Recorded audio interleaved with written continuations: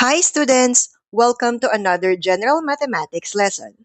Today, we are mastering the two most important families of patterns in general mathematics, arithmetic and geometric sequence. But before we solve anything, let us first define our terms. First thing first, what exactly is a sequence? Simply put, a sequence is a list of numbers arranged in a specific order that follows a rule. There are two main types that we will focus on today. The first is the arithmetic sequence. This is a sequence where you get the next term by adding or subtracting a constant number. That constant number, we call that the common difference, represented by the letter D. The second type is the geometric sequence. Instead of adding or subtracting, this is a sequence where you get the next term by multiplying or dividing by a constant number. We call this constant multiplier the common ratio, represented by the letter R. Now that we know what they are, how do we find any term in these sequences without writing out 100 numbers? We use their specific formulas. Let's break them down. For arithmetic sequences, we use this formula.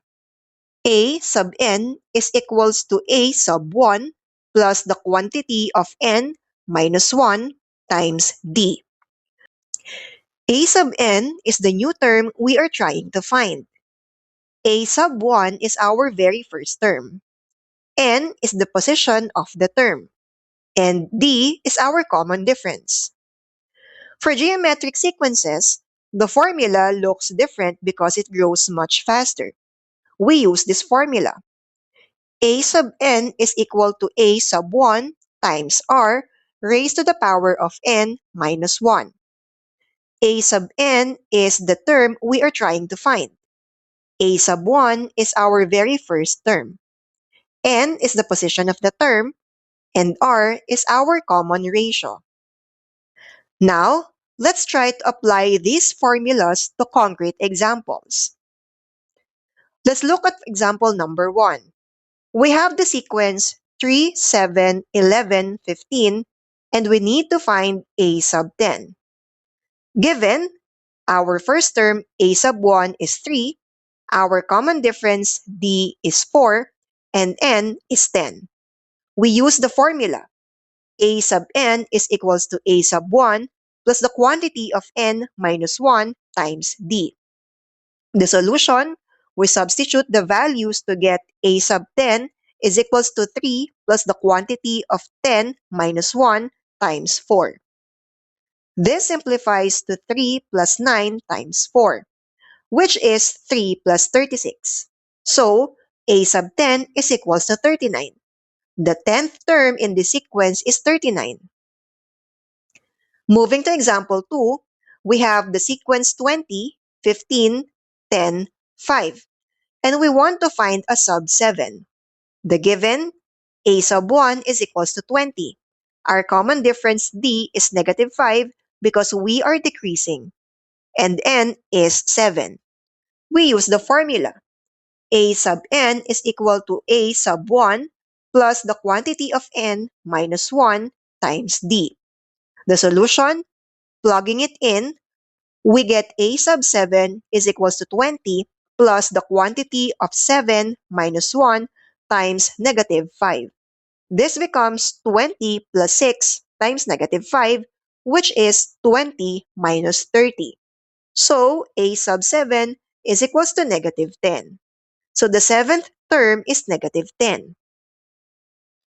Now, let's try a geometric sequence for example 3. The sequence is 2, 6, 18, 54, and we need to find a sub 6.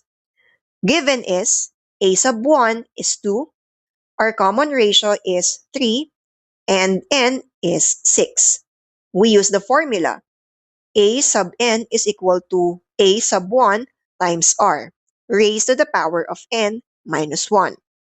Solution, substituting the values gives us A sub 6 equals 2 times 3 raised to the power of 6 minus 1. This simplifies to 2 times 3 raised to 5. Since 3 raised to 5 is 243, we multiply 2 by 243 to get a sub 6 equals 486. The sixth term is 486. One more geometric problem.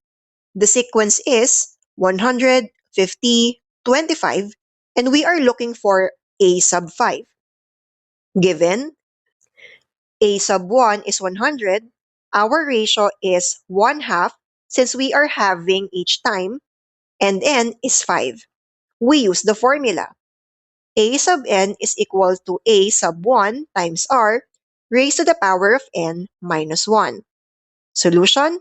We set it up as a sub 5 equals 100 times 1 half raised to the power of 5 minus 1. This becomes 100 times 1 half raised to 4. 1 half to the fourth power is 1 over 16, giving us a sub 5 equals 6.25. The fifth term is 6.25. I hope you learned a lot in our lesson and our examples. Thank you for participating in this lesson on geometric sequences. I hope you found an example helpful in understanding how to find specific terms in a sequence.